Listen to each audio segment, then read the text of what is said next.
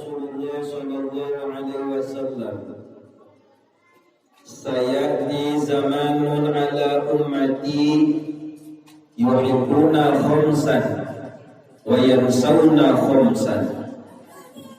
Kata Nabi, akan datang kepada umatku satu zaman di mana sekelompok orang, 5 kelompok ini mengejar sesuatu kemudian melalaikan yang lainnya.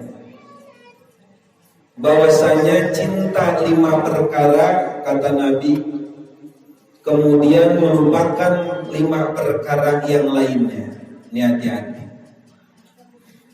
Mudah-mudahan para saudara-saudaraku semuanya, keluarga, mudah-mudahan para santri, kita ingat ini Nabi udah berpesan sama kita, akan datang.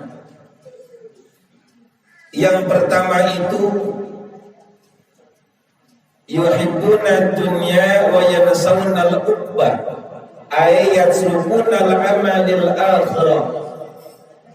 Kata Nabi, akan datang zaman kepada umatku di mana umatku tersebut saking cinta kepada dunia sampai lupa kepada akhirat. Cinta kepada dunia itu boleh, tapi jangan sampai melalaikan kita kepada akhirat. Kita di dunia ini cuma transit, ingat. Ini bukan akhir kehidupan kita. Orang tua kita sekarang yang terbaring di kuburan, engkong-engkong kita, buyut-buyut kita yang udah pada duluan mati, beliau ini sedang melakukan hakikat perjalanan. Kita ini belum. Kita ini, kata Nabi, diberikan kesempatan oleh Allah untuk ngumpulin bekal. Bahasa kita lagi mau pulang kampung ke Jawa dari Ciledug, naik mobil di Lembang. Kemudian kita transit dulu di rumah makan. Nah, rumah makan itu yang ada di daerah Cirebon, laksana dunia. Saya tanya, kira-kira kalau kita pulang kampung, ini ada yang punya kampung nggak ini di Jawa? Ada, atau saudara lah ya. Kalau kita ke rumah makan, apa kita cuma sebentar apa selamanya di rumah makan? Kan cuma bentaran doang. Di dunia ini pun sama. Jawa itu tujuan kita tuh Jawa itu. Sedangkan Cirebon, tempat rumah makan, transit nih mobil dicuci, ngisi bensin. Kita pun bisa istirahat di situ, si supir istirahat itu untuk persiapan memasuki perjalanan selanjutnya. Apa? Biar sampai ke Jawa. Hati-hati nih, kita tolong para saudara-saudaraku sekalian, hati-hati. Rasulullah Shallallahu Alaihi Wasallam itu dari mulai hijrah tanggal 1 Hijriah. Sekarang tanggal berapa Hijriah? Tahunnya tahun berapa tahun? 1442.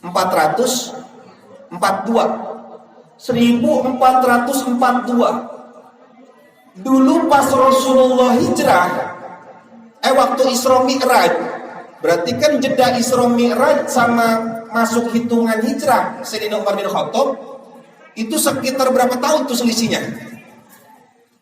Berapa tahun tuh? Ada ingat nggak? Dari mulai Isra Mi'raj kan belum berhitung hijrah. Tapi Sayyidina Umar bin Khattab menghitungnya dari mulai hijrah 2 tahun. Dihitungnya dari mulai hijrah ke Madinah, baru dihitung masuk tahun Hijriah. Jadi 2 tahun. Rasulullah waktu Isra wal Mi'raj berarti masih 0 nih, belum dihitung 1 Hijriah belum. Ini dunia, kata Rasulullah itu udah tua. Dunia ini waktu Isra wal Mi'raj Rasulullah ngelihat, ini dunia itu udah tua banget. Cuman hebatnya dunia ini, bahasanya makin tua makin montok. Makin tua makin bagus. Cuman pandangan khoyali. Apa khoyali?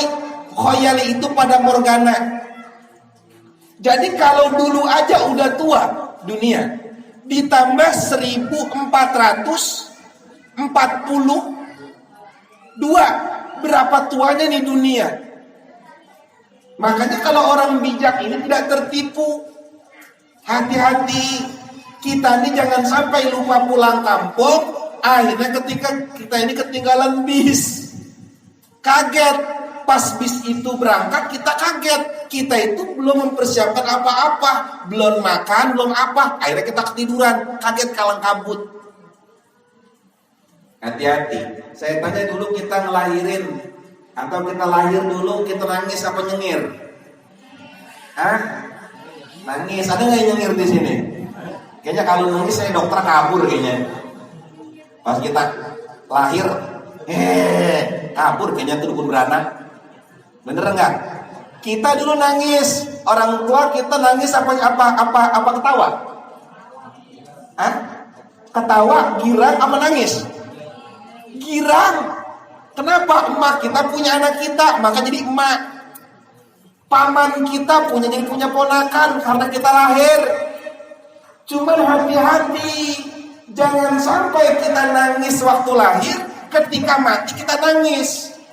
Kita bikin metode kita nangis dalam keadaan lahir, orang tersenyum melihat kita lahir. Tapi usahakan nanti ketika kita mati, kita nyengir, orang lain nangis. Berarti kalau kita meninggal dalam keadaan tersenyum, berarti kita mati dalam keadaan husnul khatimah. Kalau orang meninggal dalam keadaan husnul khatimah, pasti dia bakal masuk ke surga. Amin ya robbal alamin. Hati-hati, nih dunia ini buat jadi bekal. Boleh senang sama dunia, tapi jadikan dunia ini hanya sekedar alat. Mana contohnya? Ini mic nggak bisa jalan, nggak bisa berbunyi nih mic. Kenapa? Kalau nggak ada duit, butuh dunia. Mana dunianya? Setrum, token. Nggak bisa nih mic berfungsi kalau nggak ada token. Kita di sini nggak bisa merasakan kipas angin kalau nih nggak ada duitnya. Maka duit ini dunia, jadikan alat. Kita nggak bisa bikin makanan, kita nggak bisa beli makanan, nggak bisa beli buah-buahan kalau tanpa pelantara dunia. Nih YouTube nggak bisa berjalan tanpa dunia. Mana dunianya? Duit. Dengan duit beli kuota, akhirnya bisa live streaming. Nih lampu dengan segala keindahannya karena ada dunia. Mana dunianya? Duit. Dengan ada duit, akhirnya kita beli token, akhirnya di lampu bisa nyala. Kalau nggak ada dunia, walaupun ada 1000 lampu yang terpasang, tetap kita main gelap-gelapan. Betul nggak kira-kira? Nah, hati-hati betul. Dunia jangan sampai kita tertipu karenanya. Hati-hati. Orang yang celaka kata Nabi, orang yang cinta dunia sampai dia melupakan akhirat. Sibuk dunia, lupa ibadah. Ingat, sesibuk apapun jangan ninggalin sholat. Jangan ninggalin sholat, tolong.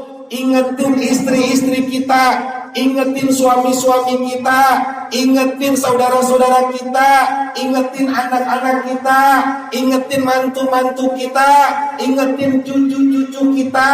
Nah, sesibuk apapun engkau nyari duit, jangan ninggalin sholat. Kenapa? Sholat adalah modal utama kita untuk mendapat ridho dari Allah Subhanahu wa Ta'ala. Apa yang kita harapkan? Uang banyak, rumah mewah, bisnis lancar, usaha lancar, segala apa yang kita inginkan ada. Tapi kalau kita tidak sholat, apa manfaat kita?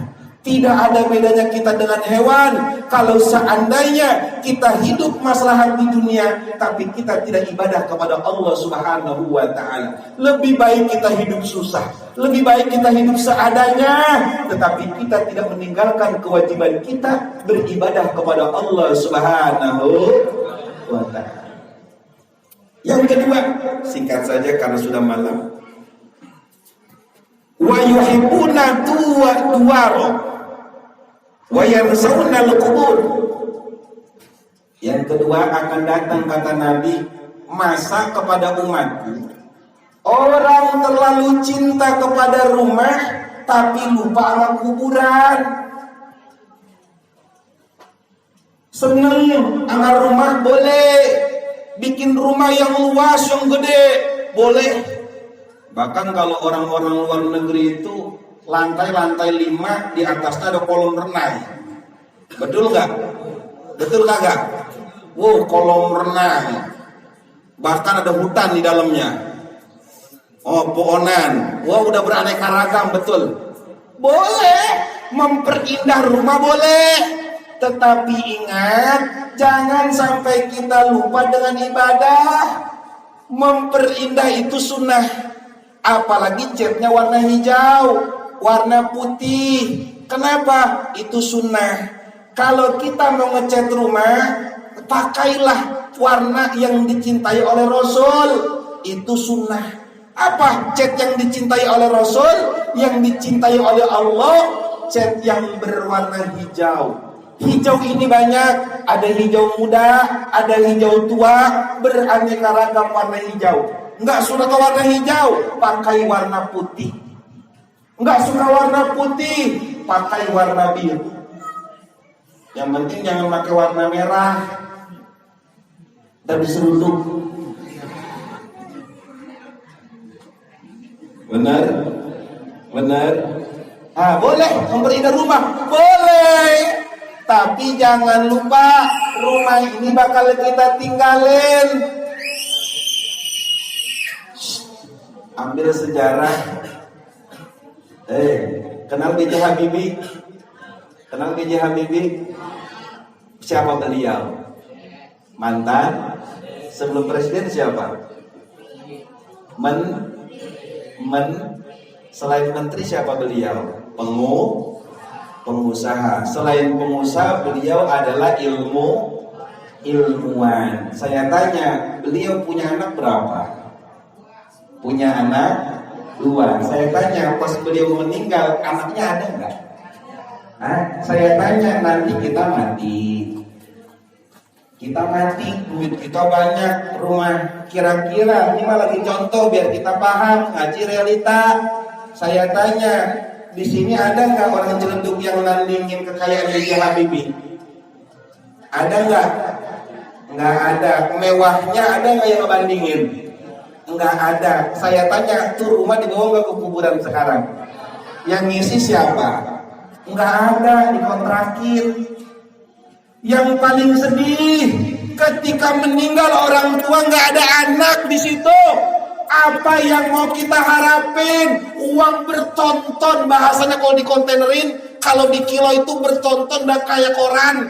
Saking banyaknya itu duit, saking banyaknya perhiasan, barang-barang antik, barang-barang mewah, ornamen-ornamen yang bagus, begitu luar biasa, yang harganya bukan recehan.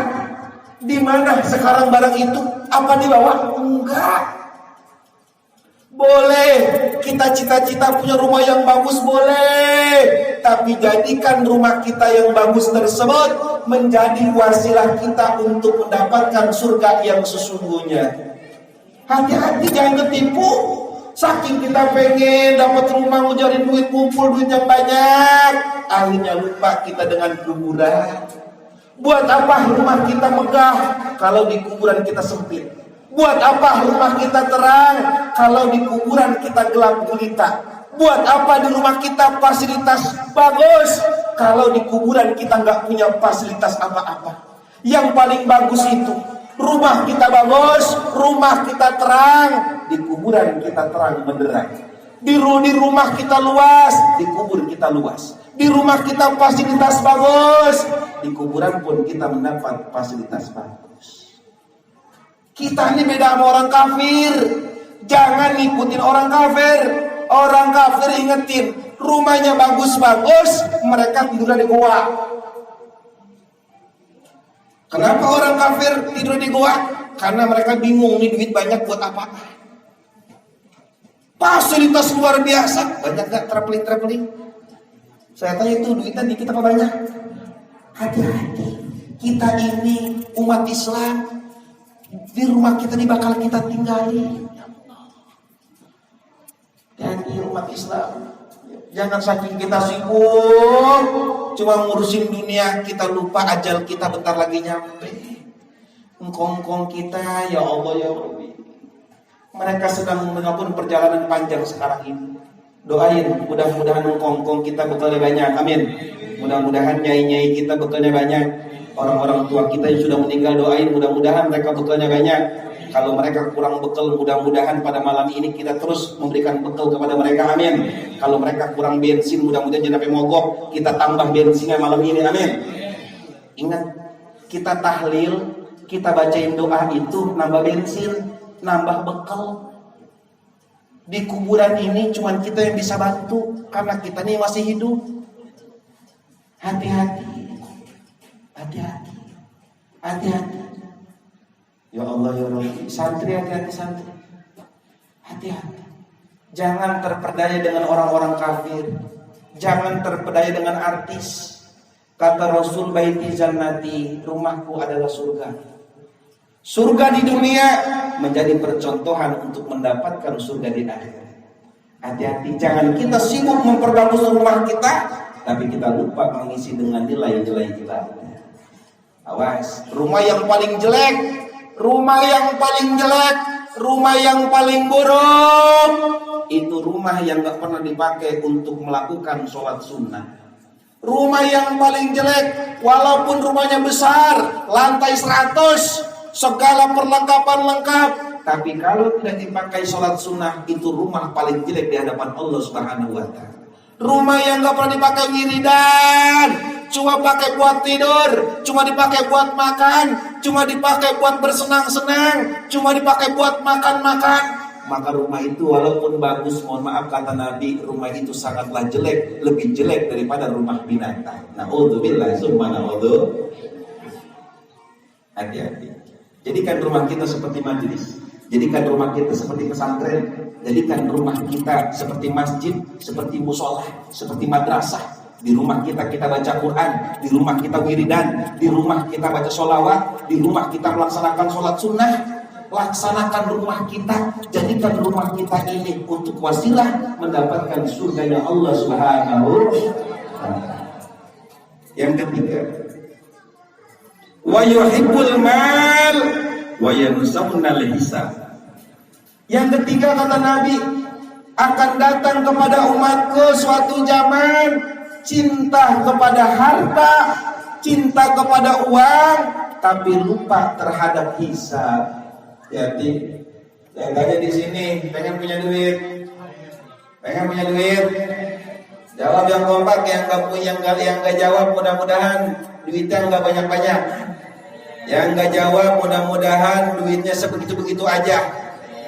Kalau bisa kurang terus kalau bisa. Saya tanya, butuh duit? Saya tanya, buat apaan? Ayo. Kata Rasul, perhatikan wahai umatku, ada 3 jenis manusia tentang masalah harta. Yang pertama, kalau kita kerja, kalau kita usaha, siang pagi, sore malam kita kerja, banting tulang, pala jadi kaki, kaki jadi pala. Kita usaha, kita bekerja, ingin mengumpulkan duit sebanyak-banyaknya. Kalau udah punya duit, kita mau keliling dunia, kita mau jalan-jalan setiap hari seperti para artis. Kita ingin membeli baju-baju mewah, ingin membeli barang-barang yang trendy, barang-barang yang bermerek. Tidak mau masuk ke pasar malam, maunya masuk ke mall-mall. Setiap hari harus shopping, kan tiada hari tanpa shopping.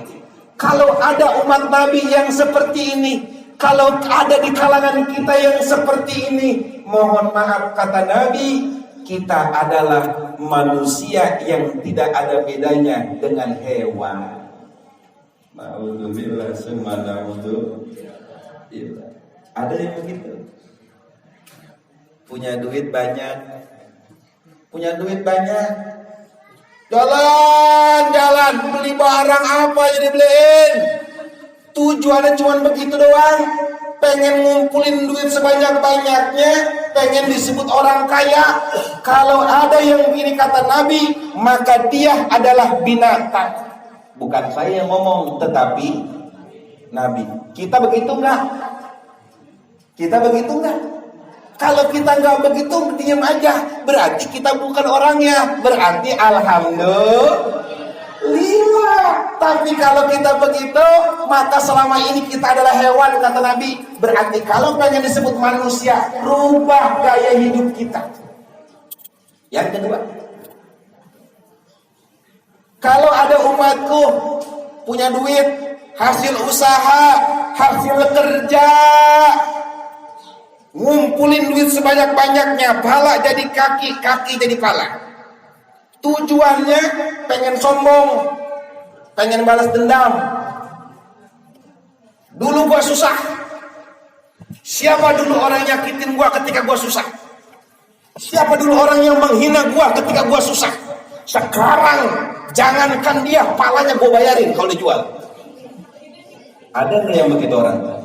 Ada nggak begitu orang? Kayak film India, kayak di masa kecilnya ditindas sama tuan takur. Akhirnya dia bekerja jadi jagoan, udah gede, akhirnya ngebales tuan takur. Ada yang begitu? Ada nggak yang begitu?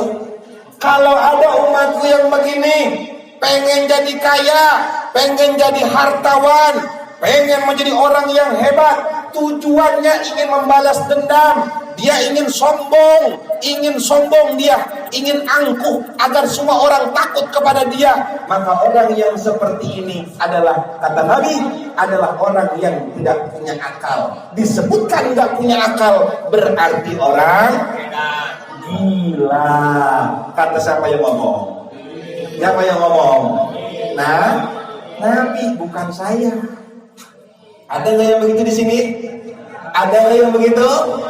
Alhamdulillah. Kalau nggak ada yang begini mah, berarti kita aman. Angkuh punya harta, mau kaya naik mobil aja, mobilnya baru, ketepak dikit lecet, awas. Serem, kayak malampir. Orang sombong betul dia nih. Wah, ya Allah ya Robi, karena mentang-mentang kaya, santri hati-hati ente. Orang-orang yang begini, teman-teman setan yang begini, sombong. Biarin kita sudah harinya. Entar kaya, mau beli palanya. Biarin hari ini kita direndahin, biarin hari ini kita dikucilkan, biarkan hari ini gue dihina. Lu tungguin, ntar gue udah sukses, gue bayarin palanya. Jadi mengejar sukses karena balas dendam, maka orang yang begini adalah orang gila, kata Nabi. Tapi yang ketiga, mudah-mudahan kita kategorinya, amin. Barang siapa dari umatku, kata Nabi, mereka bekerja dari siang sampai malam, dari pagi sampai malam, mereka usaha, kaki jadi pala, pala jadi kaki. Mereka berusaha menjadi orang kaya, tujuannya ingin mengagungkan nama Allah, ingin mengagungkan nama Rasulullah, ingin mengangkat martabat agama, ingin membantu perjuangan Rasulullah. Maka orang yang seperti ini adalah orang-orang yang pandai di sisi Allah Subhanahu wa ta'ala. Punya duit tapi tujuannya buat ngebantu. Mana orang susah? Nih, bantu. Tapi dia sombong, bantu lagi susah. Kalau kita begini, maka kita adalah orang yang cerdas. Orang yang cerdas yang dicintai oleh Rasulullah SAW dan dibenci oleh setan.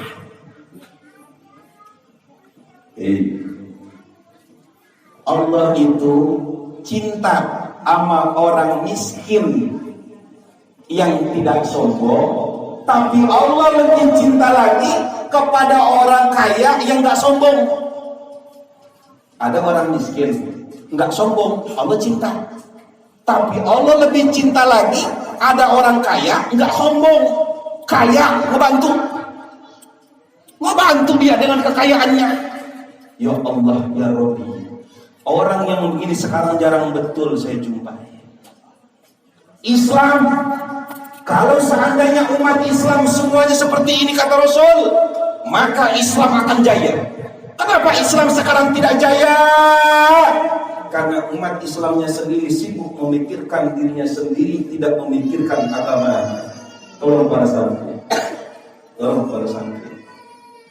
saudara-saudaraku semuanya, tidak ada yang membuat kita mulia kecuali harta kita pakai untuk agama. Tidak ada yang membuat kita mulia kecuali ilmu pengetahuan kita gunakan untuk agama.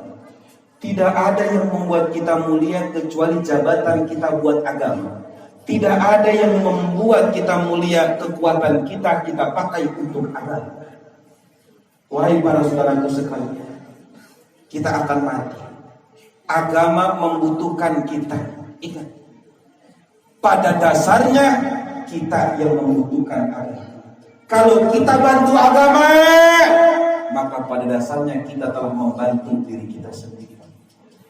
Kenapa sekarang, mohon maaf, pesantren-pesantren salafiyah sekarang jarang diminati sama orang? Orang kebanyakan nyerang atau mendaftar di pondok pesantren modern. Harusnya umat Islam malu. Umat Islam harus malu. Dengan fakta ini umat Islam harus malu. Siapapun kita yang mengaku umat Islam, yang mengaku umat Rasulullah SAW, kita harus malu dengan fenomena ini. Kenapa umat Islam yang khususnya ahlu sunnah wal jamaah dengan pondok pesantren salafiyahnya, kenapa pondok pesantren salafiyah disepelekan? Kenapa pondok pesantren salafiyah jangan diminati? Karena mohon maaf, di salafiyah mohon maaf, fasilitasnya cuman seadanya. Biar semuanya terbuka. Saya berpesan ini buat para saudara dan seluruh para sahabat. Jadi kiai itu gak enak. Jadi kiai itu gak enak. Kata siapa enak? Jangan kalian menganggap kalian jadi santri kemudian pengen jadi kiai, kalian merasa termuliakan, salah.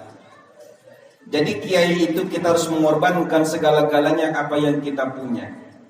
Untuk siapa? Untuk Allah. Seandainya salafiyah masyarakat sekitar aja pada membantu, maka kiai itu cuma tinggal duduk ngajar ngaji. Lihatin para pendeta-pendeta. Saya tanya, pendeta-pendeta ada nggak yang dagang? Pernah dengar? Pendeta punya masalah pernah dengar nggak? Pernah nggak dengar punya pendeta punya masalah? Kenapa?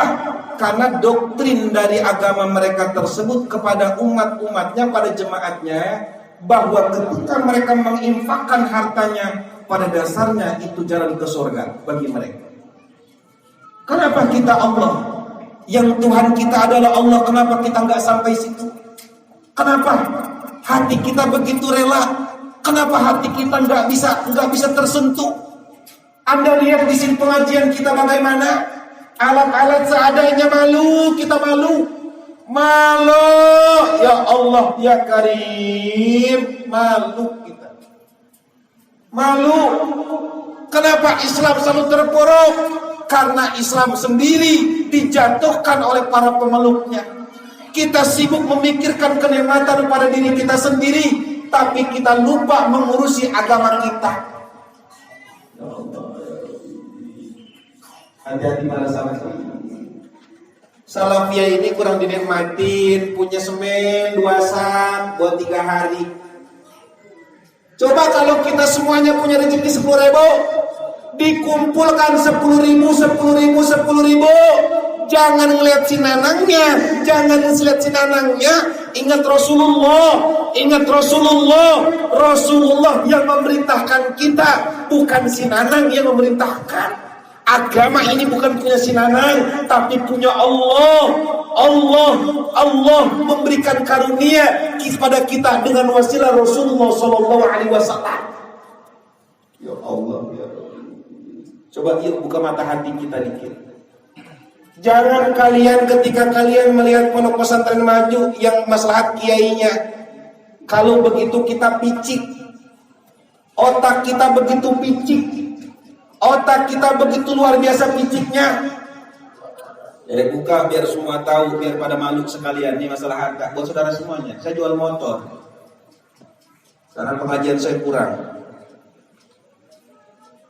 Jangan kalian, apalagi ada masyarakat yang tengil, ngecrek, ditanya kita jangan dimakan sama si Ustadz Nanang. Kalian harus malu. Enggak seberapa di ngecrek itu, enggak seberapa. Kalian hitung berapa dapatnya, hitung, boleh dihitung. Per bulan dapat berapa, pengeluaran berapa, dihitung. Pasti kalian malu. Jangan kalian ini agama ini, kita di kampung ini, kita pengen berkah di kampung. Tapi cuma satu ternyata jalannya. Apa? Urusin agama Allah. Bukan agama si Nanang. Ini agama Allah, agama kita semua. Jangan kita yang masih hidup di sini ternyesal kalau pas mati. Ya Allah, ya Rabbi. Apa saya malu kehilangan motor saya? Gak malu. Kenapa? Karena buat Allah, buat Rasulullah. Ketika kita sudah membahagiakan Rasulullah, maka Allah akan bahagia. Kalau Allah sudah ridho, maka Rasulullah pun akan ridho kepada kita. Kalau sudah ridho, maka apapun keadaan kehidupan kita senantiasa diberikan keberkahan oleh Allah Subhanahu. Saya nggak mau orang lain. Saya mau saudara dulu. Saudara kita, ayo. Ini jalan kita. Masa kalian mau saya pakai proposal? Dengerin. Islam ini sebenarnya jeleknya Islam ini cuma satu. Yang jadi pejabat umat Islam apa bukan rata-rata kebanyakan? Yang jadi pejabat Islam apa bukan? Setiap Jumat selalu ada khutbah. Betul atau betul? Betul. Ittaqullah haqqa tuqatih. Kata khatib, wala tamutunna illa wa antum muslimun. Bertakwalah kalian kepada Allah, bertakwalah kalian kepada Allah, bertakwalah kalian kepada Allah. Wala tamutunna, janganlah sampai kalian mati kecuali kalian dalam keadaan beriman. Setiap Jumat pejabat-pejabat kita semua orang Islam. Dari mulai menteri kebanyakan Islam, yang ngurusin negara Islam, dari mulai pusat sampai daerah Islam. Saya tanya, kayaknya rada aneh. Kalau kita mau bangun sesuatu harus pakai proposal. Masa kalian rela kiai-kiai bikin proposal? Umat Islamnya mana? Dewan-dewan banyak, mohon maaf.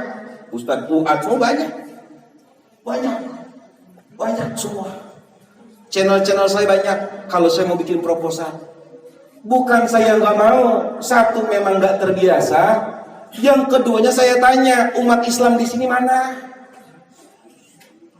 Masa bangun pesantren kita harus pakai proposal? Umat Islam di sini mana miskin? Umat Islam di sini mana? Umat Islam di sini mana? Mana umat Islam? Mana sumbangsi umat Islam yang katanya cinta kepada Rasulullah, yang katanya cinta kepada salawat, yang katanya cinta kepada surga dan segala kenikmatannya? Mana buktinya? Hati-hati. Jangan kalian dipermalukan oleh Allah Subhanahu wa taala ketika kita bertemu dengan Allah Subhanahu wa taala. Jangan, hati-hati santri. Agama kita ini rusak ini bukan karena orang lain, tapi karena diri kita sendiri. Umat Islam yang kurang peduli dengan agama. Tolong, punya duit yatim, yang penting bisa makan, pasti berkah. Demi Allah, demi Rasulullah berkah. Demi Allah, demi Rasulullah berkah. Tidak ada keberkahan jalan yang lain kecuali diri kita, harta kita, ilmu kita, pikiran kita, tenaga kita gunakan untuk Allah Subhanahu wa taala. Perempuan-perempuan kita, Siti Khadijah, Siti Aisyah, Siti Fatimah, yang perempuan-perempuan para penghulu surga, pemimpin-pemimpin para perempuan untuk masuk ke surga. Mereka adalah perempuan-perempuan yang selalu berjuang untuk agamanya. Tapi ingat, Allah tidak akan membiarkan mereka susah.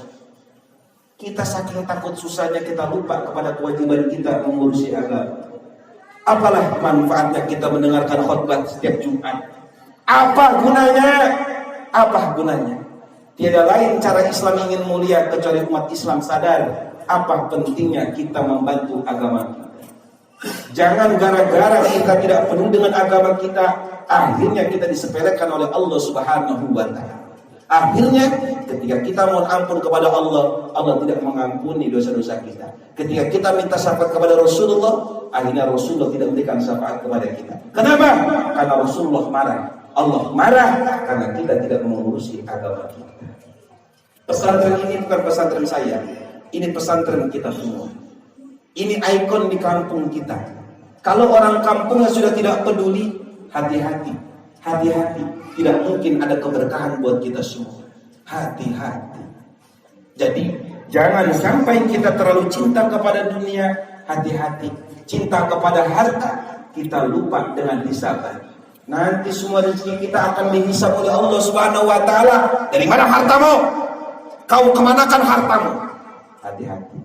Hati-hati.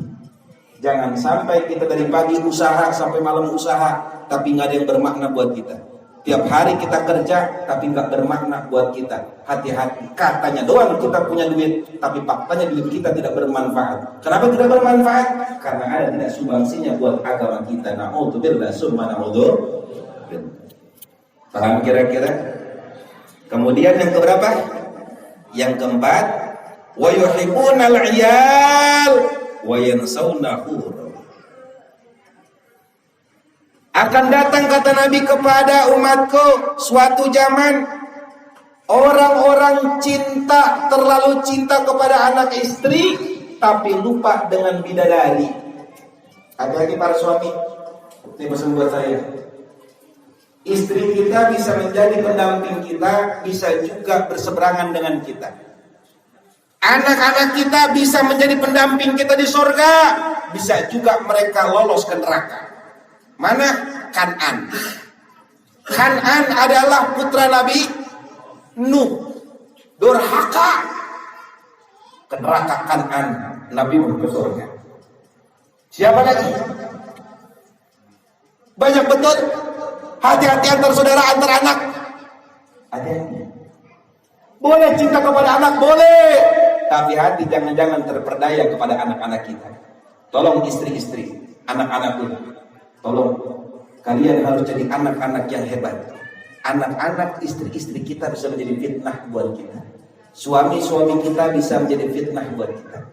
Laki-laki dapat bidadari, tapi kalau perempuan kalau masa dapat bidadara. Hari ini sabar aja dapat suami hitam, nanti semua nggak hitam. Lukman hari ini aja dia sama kuning. Di surga itu rata-rata suami itu tampangnya itu rata-rata kayak Nabi Yusuf. Rata-rata. Kalau hari ini kan ada yang tembem, ada yang pesek hidungnya, ya, ada yang rada-rada sembuh coklat, ya, ada yang kayak kopi kapal api, ya, ada yang tinggi cuma gering. Kalau saya kecil buntet, ya kan. Oh, macam-macam variasi kita. Ada yang gemuk, perut butak-butak, ada yang saking geringnya tulang penggilesan nongol. Itu suami-suami kita begitu. Sama kita, istri-istri kita sama. Istri yang bening ada, yang kinclong ada, yang kusem banyak, kurang dideklin. Kudu dideklin, sekalinya pakai blackclean, pakai bedak, belang, kayak kuda zebra. Lah bayangin, mukanya putih, tangannya hitam. Hati-hati, perawan, perempuan, istri kudu wajib dandan. Dandan itu penting, tapi dandan itu jangan nakut-nakutin malaikat. Dandan itu sunnah, wajib dandan itu wajib. Tapi dandannya bagaimana dulu? Dandan yang mengikuti sunnah Rasul. Pakai, kalau kita kira-kira kulit kita nggak pakai bedak udah bagus, nggak usah pakai bedak. Kalau kira-kira tambahin bedak kira-kira masih lebih kinclong, maka tambahin bedak, cuman dikit baik. Jangan kayak cara bulan. Tahu cara bulan? Namanya itu apa namanya? Rase, tahu rase? Rase. Apa namanya suka makan buah? Bukan beluak, adalah musang. Ada kalau di Sunda itu disebut cara bulan. Badannya badan musang, cuma mukanya kayak bedul. Banyak perempuan bini-bini, hati-hati nih, bukannya cakep jadi jelek. Alis, sederhana aja. Jangan malaikat takut bagi suaminya. Jadi penggilanan, seharusnya merangsang, ini malah penggilanan. Yang cakep itu istri, bikin laki itu merangsang. Setiap melihat merangsang, setiap melihat merangsang. Itu laki-laki yang hebat. Kenapa? Tiap malam bikin anak. Emang begitu sunahnya. Lah sekarang kalau istri dandannya serem kayak Batman, kayak pakai topeng, bini suaminya takut. Yang tadinya malah merangsang jadi penggilanan. Ya yang, buset lebih takut. Pakai baju yang bagus-bagus. Awas, ada sunnah. Kalau suami kita nggak suka ngelihat kita pakai baju warna misalkan, maka nggak boleh dipakai. Misalkan suami kita nggak demen nih bini kita pakai warna pink, maka nggak boleh pakai warna pink, karena si suami kagak demen. Walaupun kita demen, suami kita nggak demen, nggak boleh pakai, haram hukumnya kalau dipakai. Malaikat ngambek. Hati-hati. Wangi-wangian sama. Bau kemenyan di mana nih ya? Ternyata parfum yang kita pakai nggak cocok sama suami. Suami komplain, nyinggung kita kayak bau kemenyan. Maka kalau suami udah komplain, maka buru-buru diganti.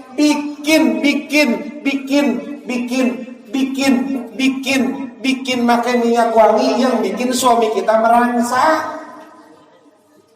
Kenapa? Karena otak laki-laki kalau udah merangsang itu getol nyari duit. Emang begitu. Getol, nyari duitnya getol. Oh, hati-hati. Pakai jilbab pakai gaya kuncir. Kayak pakai kuntilanak, tahu kuntilanak? Suami kita ngata gemes banget. Cepat suami, ngapa sih pakai jilbab begitu? Lah modis. Kita seneng, laki kita gregetan liatnya. Amit bulekot juga lah modis norak banget situ mah. Orang modis begini, artis pada begini. Lah ngikutin artis. Artis mah kagak dandan juga cakep. Lah kita makeup udah habis-habisan tetepnya begitu. Bener, jilbab aja jilbab yang merupakan pakaian kewajiban kaum perempuan. Kalau suami kita kagak demen, buang. Tong sampah, ya jangan. Kasih sedekahin sama orang lain. Ditanya, jangan jujur. Nih jilbab, lama ngapa? Bini gue demen, laki gue demen. Buset, lu baru gua lagi. Jangan, kasih aja. Nih jilbab, kenapa? Alhamdulillah udah beli lagi. Ini juga masih bagus, sebenarnya baru beli 2 hari doang. Oh begitu. Ya, begitu bohong dikit kamu begitu bohong. Jangan pakai jilbab yang aneh, jelek banget. Perempuan walaupun cakep, tapi cara dandannya jelek, tetap baik. Jadi jelek. Tapi perempuan jelek, cara dandannya bagus, pinter pakai bajunya, menyesuaikan antara warna bawah dan warna atas, men. Lu ngeliat gua kayak ngeliat apaan baik lu mah. Gua lagi nyontohin warna bawah, warna atas, kudu matching. Suami itu kalau ngeliat begini baru bini gua enak, Banyak masalah, hilang tuh masalah. Kenapa? Karena ngeliat kita udah seneng. Deket lagi, alhamdulillah parfum bidadari. Padahal nih suami banyak masalah, tapi nyium baunya. Apa sih lu suruh bikin? Saya dulu, lu mantap kan lu kayak perawat aja dulu kayak.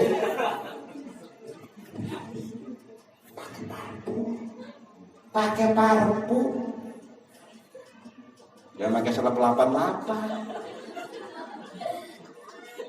Mau tidur pakai 188. Ini yang laki mau nyium, buset, kalpana. Ilangin. Dengerin, apalagi yang punya anak perempuan, sunnah. Dengerin, agama menyuruh bagi orang tua yang punya anak perempuan, dandanilah anak perempuan kita. Hukumnya sunnah. Dandanin. Ajarin modis, anak kita ajarin modis. Lah, ntar dia kelenjian ya bahasanya ya. Orang emang agama nyuruh.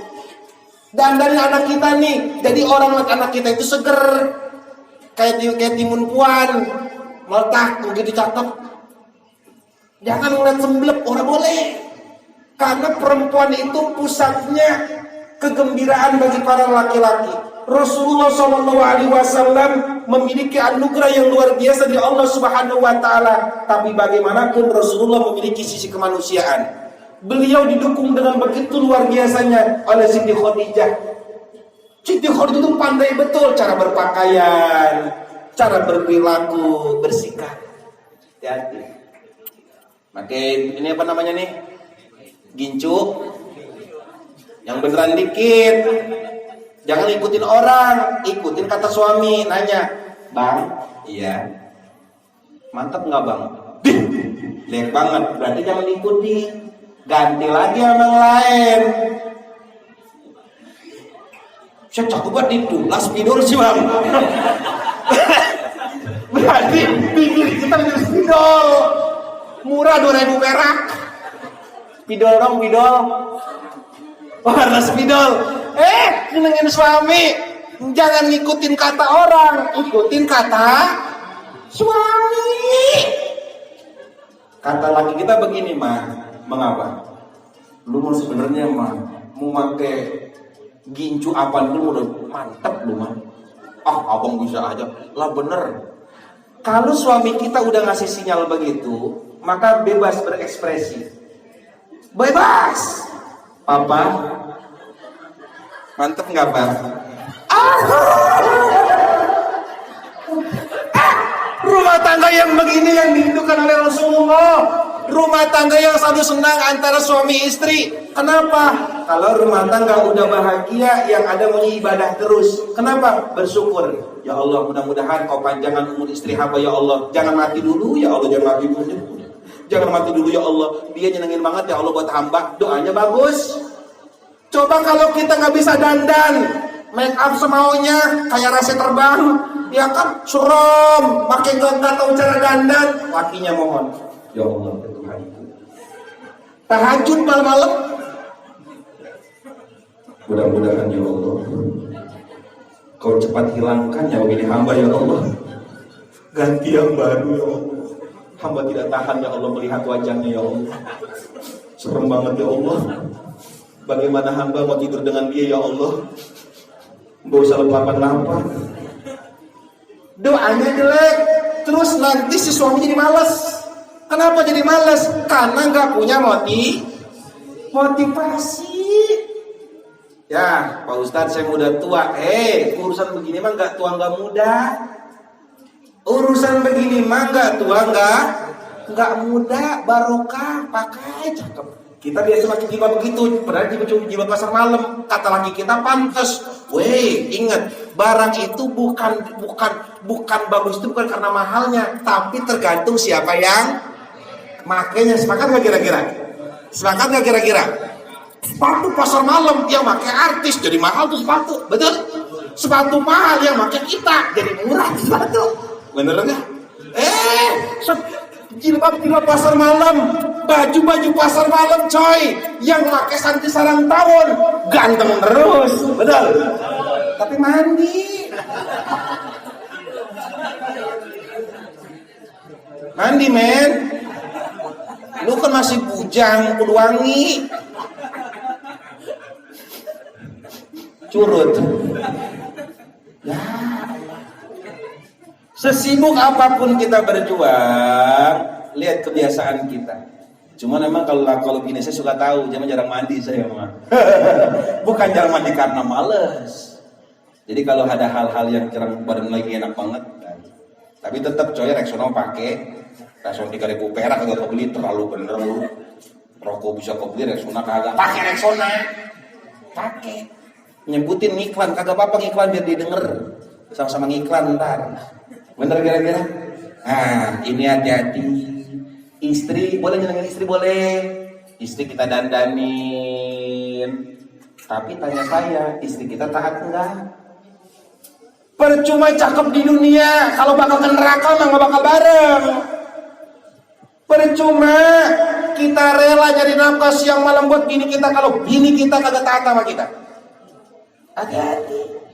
Anak-anak kita rela apa aja kita lakukan buat anak-anak kita, kalau anak-anak kita nggak doraka, hati-hati menjadi fitnah. Terus bagaimana lihat anak kita pendidikannya dia? Jadi cakep. Paham kira-kira?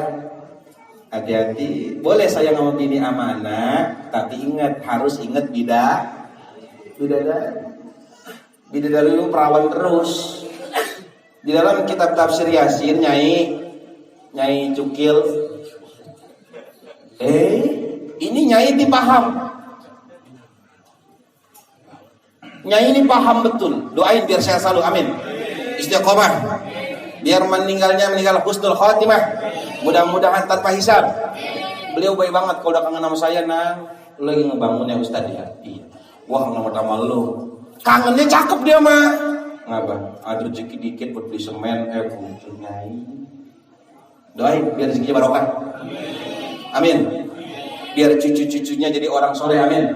Biar anak-anaknya jadi anak-anak yang soleh, mantu-mantunya solehah dan soleh, amin. Doain. Nyai ini paham.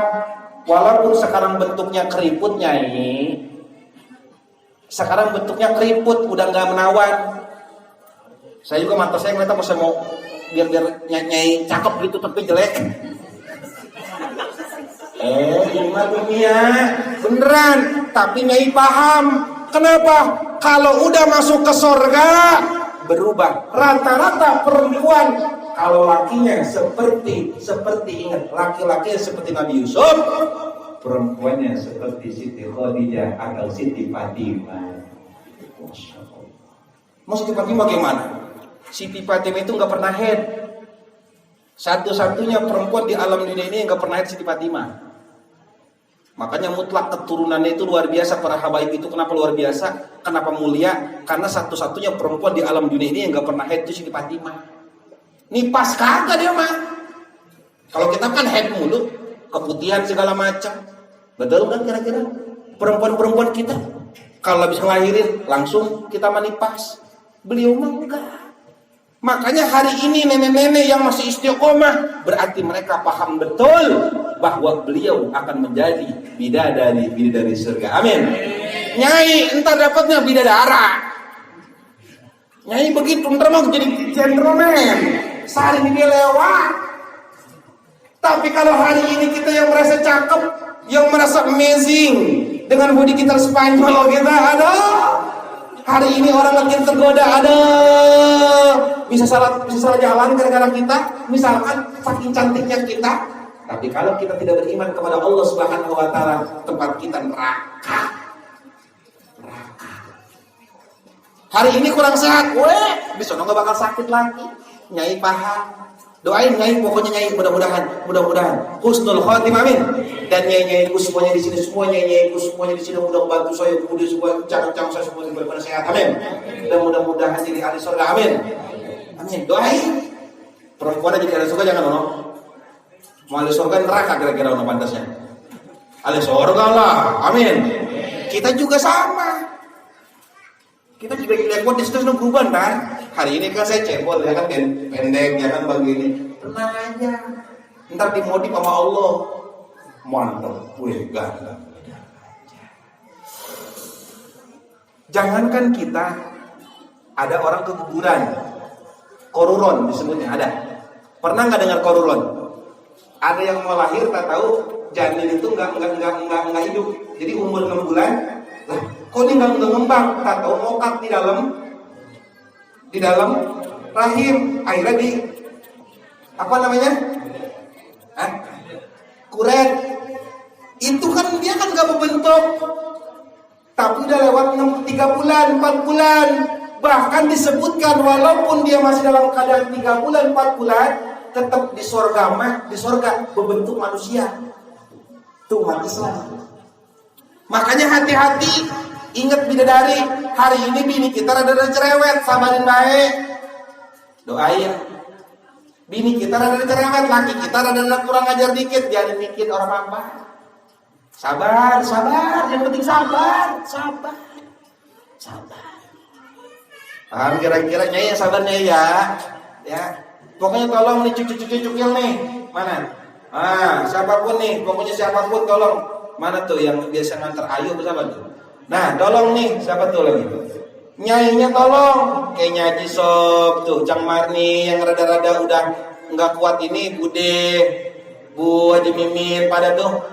Tolong yang sepuh-sepuh, giroh mereka ini kan masih bagus, tapi fisik mereka yang udah nggak bagus.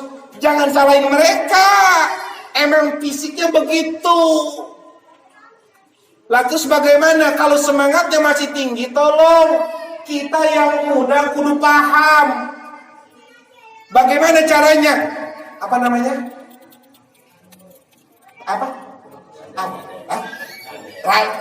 Rendeng. Gua sebetulnya jarang pakai jadi lupa gua.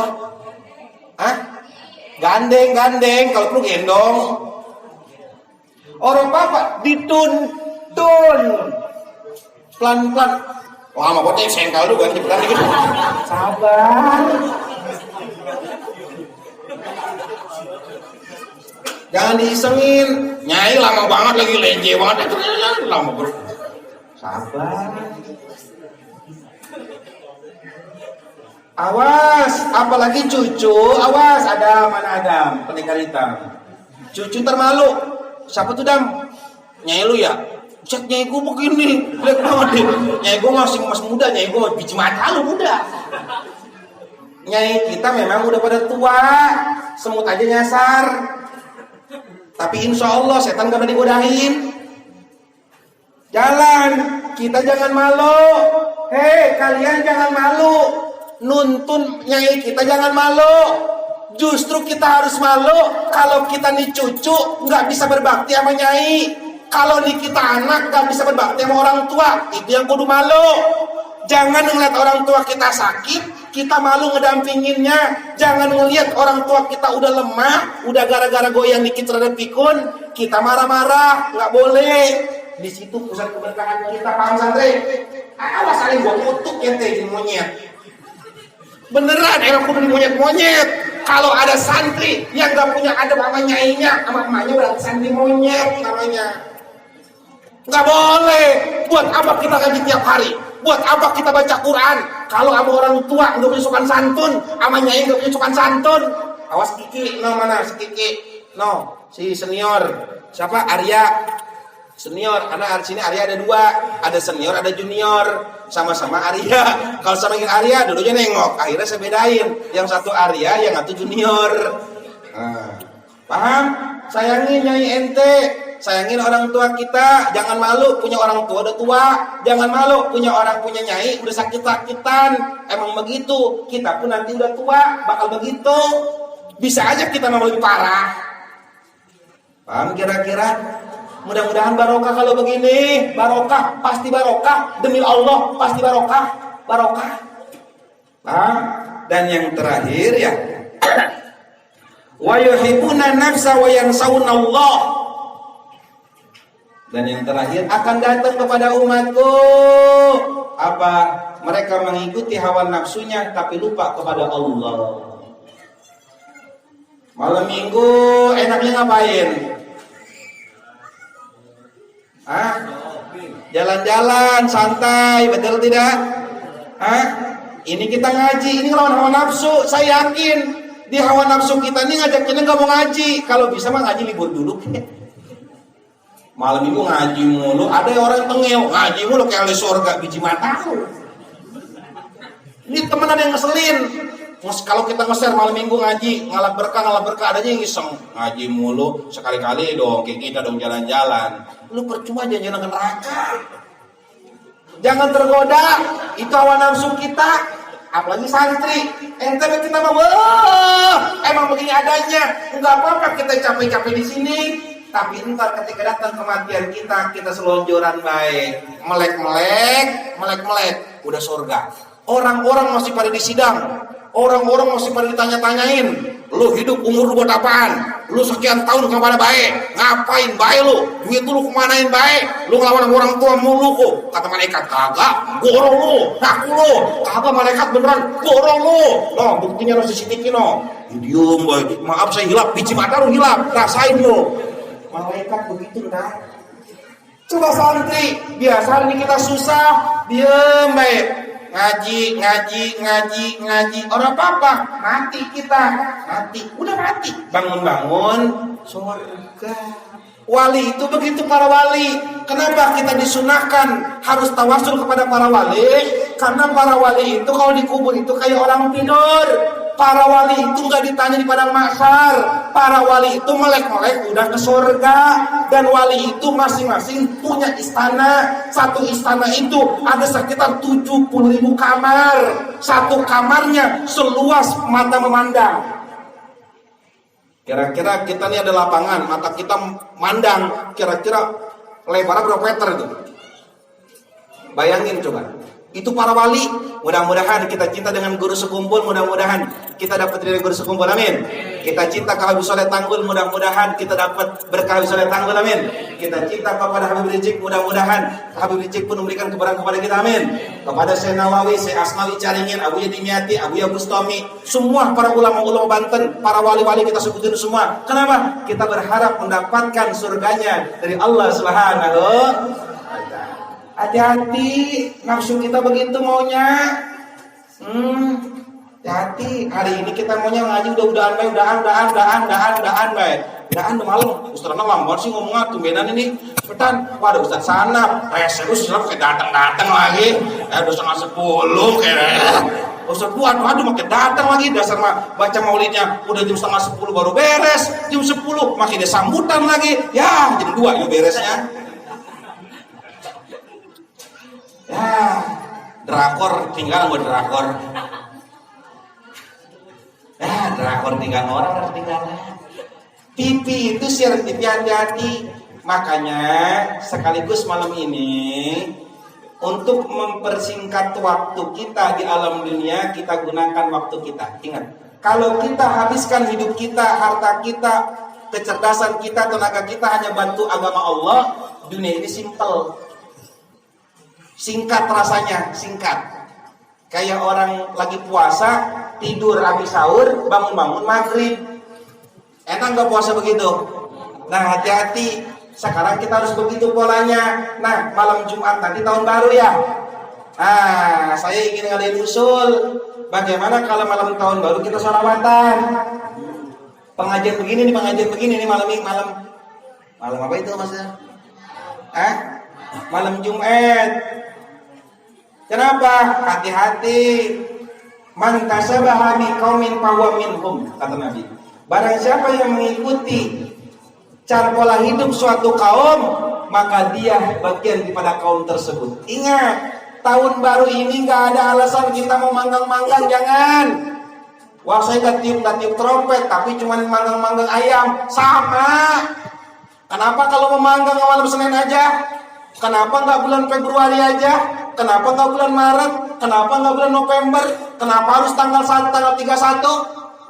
Berarti kita ada condong untuk mengikuti gaya orang-orang kafir. Ingat, man tasyabaha biqaumin fahuwa minhum. Barang siapa yang mengikuti suatu kaum, maka dia termasuk kaum tersebut. Kita rajin sholawat, tapi di malam tahun baru kita ikut manggang-manggang. Maka ketika nanti kita mati, mata orang kafir masuk ke neraka, kita pun ikut ke dalam neraka. Na'udzubillah summa na'udzu. Kalau manggang boleh malam minggu. Jadi gini, malam Jumat kita pengajian tetap, malam minggunya kita pengajian.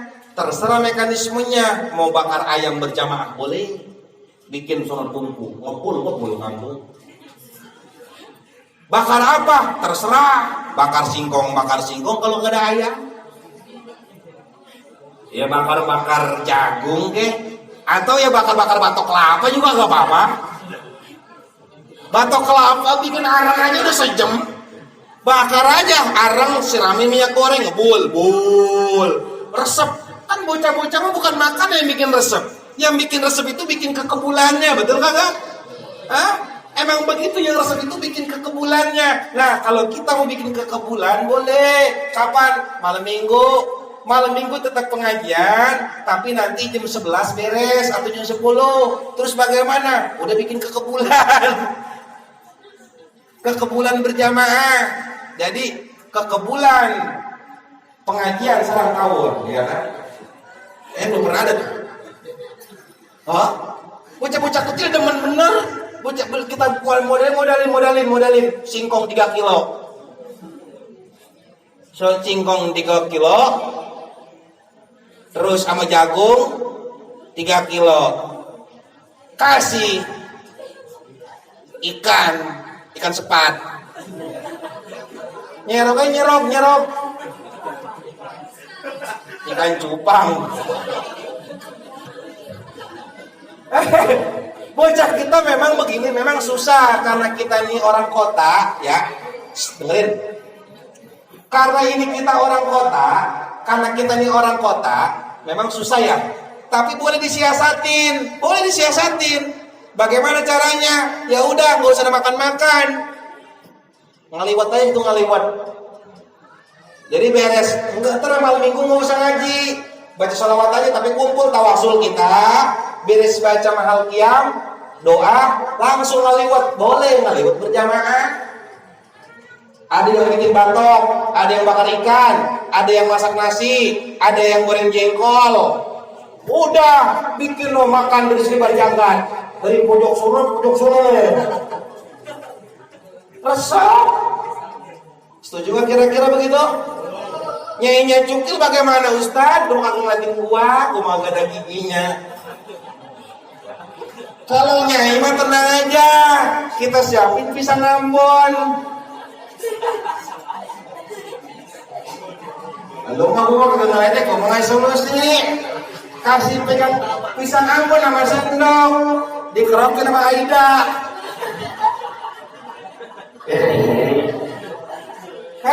Yang penting bahagia. Tujuan kita bahagia. Jangan dikasih uli. Loncat sini, loncat diisep tuh uli. Akhirnya kelolodan. Lu kalau lu mau kan tanggung jawab lu. Ya. Bahagia, yang penting bahagia. Ayo bikin strategi nggak apa-apa, bikin no masak bareng nggak apa-apa. Yang penting kita pada setuju, pada ridho. Kalau kita pada ridho, ntar jadi ciri khas. Jadi seolah-olah nggak ada perayaan malam tahun baru, yang ada ngeliwat bareng. Adanya jaraknya setelah itu. Ini ngomong tawa bae, setuju kagak kira-kira? Ada yang bikin sambelnya resep, panjang mau panjang. Siapin dulu. Ya kalau kagak ada daun pisang pakai karpet. Kalau kagak daun pisang ini kan daun pisang kan habis tuh pisang orang nih daun pisangnya. Waduh, disenggetin. Pakai karpet. Karpetnya karpet karpet warteg yang membunuh bejijir no. Makanya resep banget beneran dah. Resep gak Bang Odol? Resep yes. Cuman kita pikirin yang nenek-nenek. Kalau kita mau oke-oke aja menunya apa aja. Kira-kira nyai-nyai masih udah ikan sepat kagak nih? Hah? Ngasihnya apa nih? Kira-kira nyai dikasih jagung? Jangan, lolodan.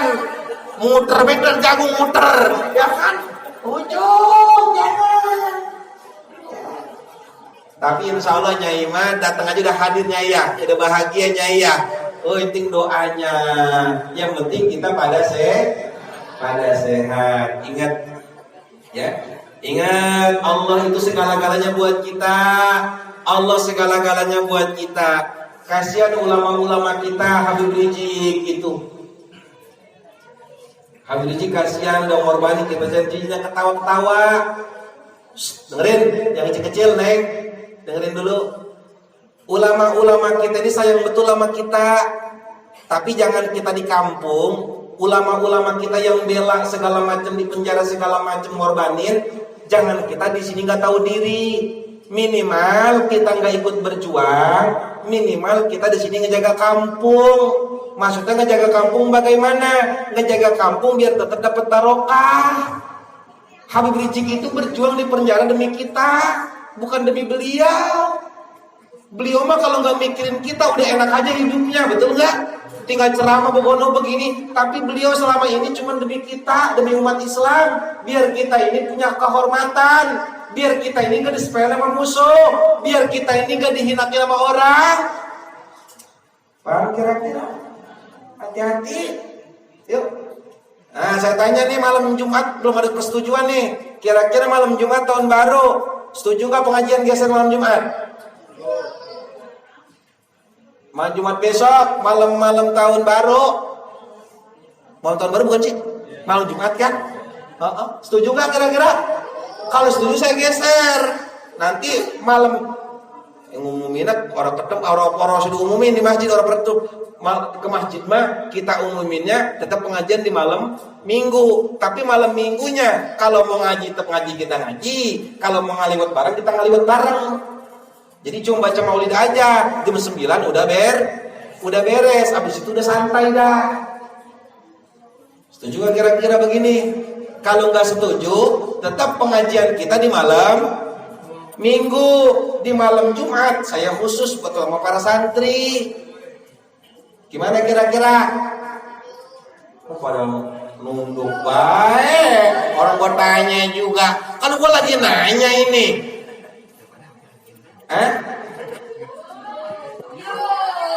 Oh, pantesan di bongong jam 12. Ya. Jam 12, pantesan kayaknya tanya kok berengut baik. Jam 12. Ya, kita mohon maaf. Nah, kita mau kalau kita ngaji jam baik, ya aneh. Bener. Lagi jam 12 baik gaya banget, makin ngambek. Ya, ntar gua pulang drakor apa setengah 3 drakor. Ya, apalagi malam ini malam banyak film-film bagus ya. Ya, mudah-mudahan saya mohon maaf atas segala-galanya. Mudah-mudahan dari pengajian kita ini kita ingat pentingnya kita membantu urusan agama. Jangan terlalu memikirkan diri sendiri. Jangan terlalu memikirkan kenikmatan di dunia, tapi kita lupa tanggung jawab kita kepada agama. Ingat, di dunia cuma transit. Kehidupan yang sesungguhnya adalah alam akhirat. Mudah-mudahan kalau punya niat bagus semuanya, mudah-mudahan siapapun orangnya, jamaah di sini yang niatnya bagus, punya duit ke depan untuk membantu agama, mudah-mudahan ya Allah bikin kaya mereka. Amin. Tapi kalau punya duit ya Allah mereka nggak bantu agama, nggak mau bantu agama, mudah-mudahan ya Allah miskinin baik, amin. Biar dia miskin baik, biar susah baik, biar ribet. Nah kalau yang baik-baik mudah biar kaya terus, amin. Biar pada cerdas semuanya dan mudah-mudahan sukses semuanya usaha, amin ya rabbal alamin. Dan orang-orang yang 5 ini hum minni bara'u wa ana minhum bari'un.